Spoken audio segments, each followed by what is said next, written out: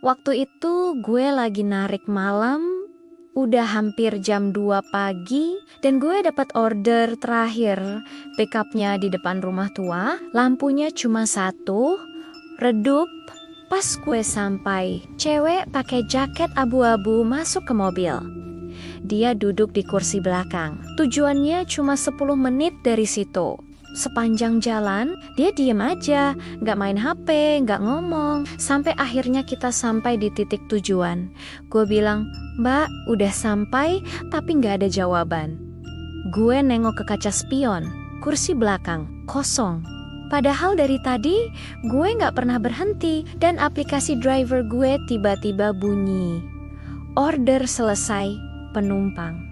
1 orang. Awalnya gue pikir cuma halusinasi. Mungkin gue kecapekan narik seharian. Tapi pas gue cek aplikasi, order itu beneran ada, pickup rumah tua tadi. Tujuan, jalan yang baru aja gue lewatin. Rating penumpang 5,0, tapi fotonya kosong. Gue lanjut jalan buat pulang. Di tengah jalan, gue refleks lihat kaca spion. Dan jantung gue langsung kenceng. Di kursi belakang, ada bayangan duduk, siluet cewek. Padahal mobil gue lagi kosong. Gue langsung nengok ke belakang. Kosong. Tapi pas gue lihat spion lagi, sosok itu masih duduk di situ. Dan kali ini, kepalanya pelen-pelen ngadep ke arah gue. Gue langsung fokus ke jalan. Berusaha nggak lihat kaca spion lagi. Tapi HP gue tiba-tiba bunyi. Aplikasi driver kebuka sendiri dan muncul navigasi baru. Rumah tua tempat gue jemput penumpang tadi.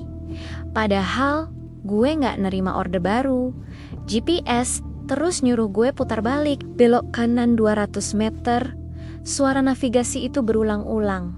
Akhirnya gue lihat kaca spion lagi. Sosok cewek itu masih duduk di kursi belakang. Diam, basah.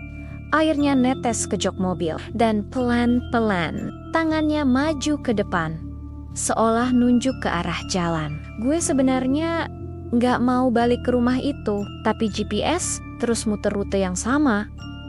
Dan anehnya, setiap gue coba ambil jalan lain, mobil gue malah pelan sendiri.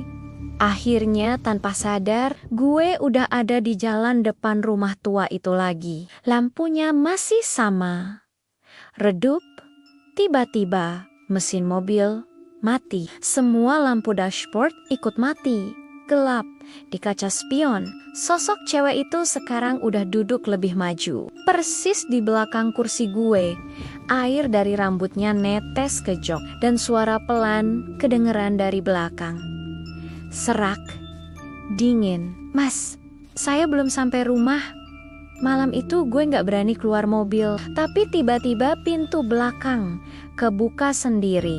Angin dingin langsung masuk. Gue memberanikan diri nengok ke spion lagi. Kursi belakang kosong. Sosok cewek itu udah gak ada. HP gue tiba-tiba bunyi. Order itu masih kebuka di aplikasi dan ada catatan kecil dari penumpang. "Terima kasih sudah antar saya pulang." Besoknya, gue cerita ke driver lain di pangkalan. Salah satu dari mereka langsung diam.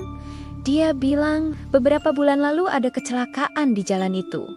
Seorang cewek pulang malam naik motor, dia ditabrak dan meninggal gak jauh dari rumah tua itu. Sejak saat itu, kadang ada driver yang dapat order jam 2 pagi. Pickupnya selalu dari rumah itu.